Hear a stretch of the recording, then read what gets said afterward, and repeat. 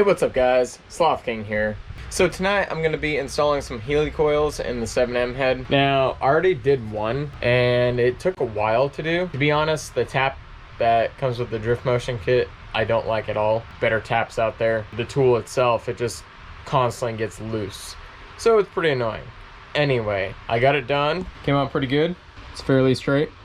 It's just like a little bit sideways, but it works. I tested it with the manifold on, and there's gonna be zero issues installing it. So with that being said, at the machine shop there were a couple Helicoils done. There's one here and one here already. Now they're the standard size, so I hope they hold up. So I already did one. I have two more to do. I don't trust the threads to hold because there's already two that were stripped out pretty badly, and while I have it outside of the car, I might as well just do these two because I don't want to be doing this while it's in the car. Anyways, I'm going to show you guys how to do one following the methods that I did. So hopefully if you get the drift motion Helicoil kit, you will have a better idea of how to do it properly. And if you already know how to install Helicoils, then this video is not for you. But continue watching anyway. Alright guys, let's get to it. Okay, so I have the Helicoil kit. These are the studs and the nuts that come with it. And this is the drill bit that comes with the full kit if you buy it. So what I'm going to be doing, I'm going to be starting with a 5/16 drill bit. I'm going to move up to a 3/8, and then I'm going to finish it off with I forgot what size this is. It's the one that comes with the kit, 29/64. So it's better to do this if your head is like fully apart. It'll be a lot easier. But if it's not, make sure you mask off anything that any kind of metal can get inside of the engine. You don't want this getting in there. And secondly, you're gonna need some lubrication. So I'm using some 30 weight oil right now. You can also use any kind of lubricant. You don't want to mar up the aluminum. You want it to go smoothly. So even if you have like WD-40, that will work just fine. You just want some type of lubricant. So what I did, I started off with a wooden block that is pretty flat. Now you can use it as a guide. Oh, never mind, not a 5/16. I'm using the next size up. So I'm going to be starting off with a 3/8. I forgot I used a 5/16 for a piece of wood. So I have this piece of tape on here just to mark off like how far down I went. One about there. You can use a piece of tape, anything that marks anything, so even like a paint Sharpie. Add the lubricant. So what I ended up doing, instead of using a wooden block, to make sure this goes in 100% straight, I have this level here. So first I'll balance it on here, and I'll make sure that this is pretty centered and this one's pretty centered.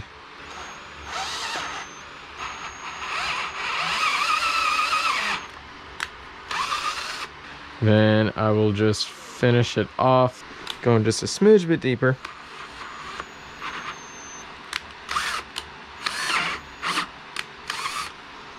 Cool, that's bottomed out. The old threads are gone. It went all the way to the bottom. Now next, this is probably the hardest one to do. I wish I had one size under, because I can't use the half, because the half's bigger than this one. So I wish I had just had one that was a little bit bigger than a 3/8, and then it will make this part easier to drill out. You just have to be very, very careful. So the thing with this, since it's bigger, you have to like start off very slow, because it'll just like mar into it.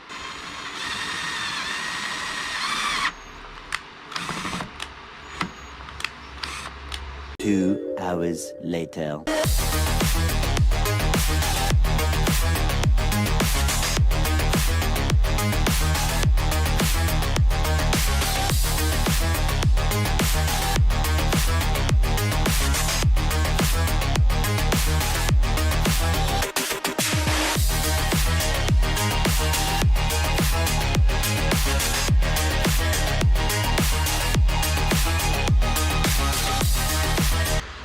All right, I'm gonna blow this out real quick.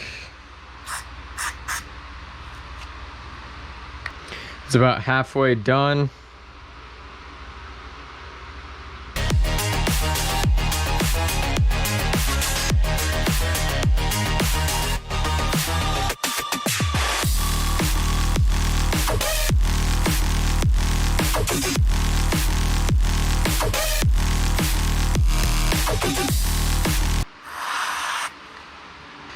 Now here comes the fun part.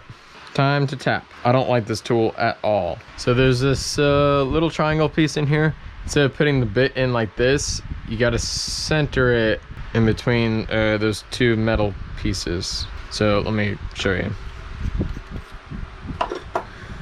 So there's this piece that actually, it's like on a little mini spring. So you're gonna want to sit it in. See how there's two triangle notches? It sits in there like this, and it just clamps down. Instead of like doing it like this, because it won't grab onto it properly. So you got to sit it in there like that, and then the black pieces go like that, because it won't be able to fit like that. Get it going, and then find those black pieces and just tighten it down as much as you can, and it will come loose on you. It's very annoying. All right, we're gonna level this thing. We can use our block of wood just to center it, or keep it as centered as possible. And then we're just gonna slowly start it. If you can start it straight, it will stay straight going all the way in.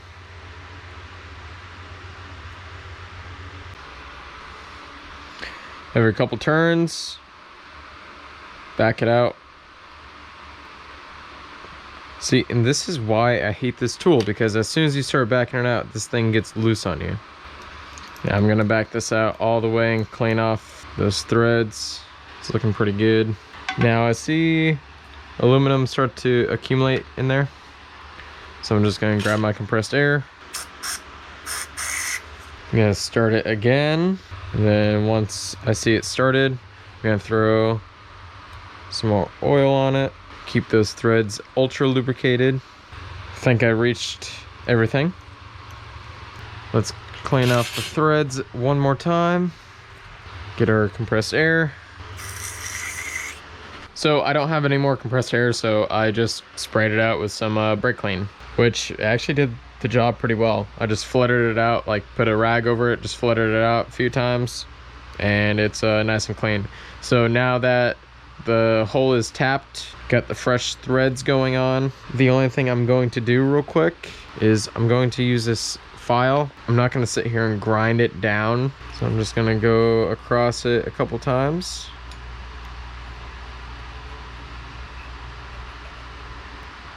Perfect. No burr. You don't want to sit here and just grind it down constantly, because it'll make a low spot and you'll have a exhaust leak. So next we're going to install the Helicoil, and I do have one more gripe about this kit. So you do have the Helicoil installer, but they don't give you a preload tool. So the preload tool, what it does, so the Helicoil sits on here loose, a preload tool goes on it and it just tightens it down a little bit. So what you have to do, you have to be careful with this. I mean, I made it work, so if I can do it, you can do it too. So you're gonna put this thing in the tool, like so. We're gonna put the Helicoil on it. So you're gonna want it so that this little metal tab bumps up right about there, and it'll stop. And then next thing you wanna do, you wanna make sure the Helicoil goes down about one thread underneath the existing thread. You see how this Helicoil is? The little piece of metal is one thread down. You don't want it flush because it won't make a seal. Gonna put it on there, and you're just gonna gradually start it. Like I said, it works. It'd just be nice to have the preload tool. All right, see how it's going down?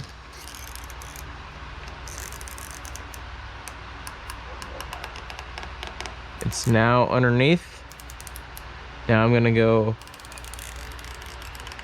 one more turn. I'm gonna back it out and see if it's where I want it.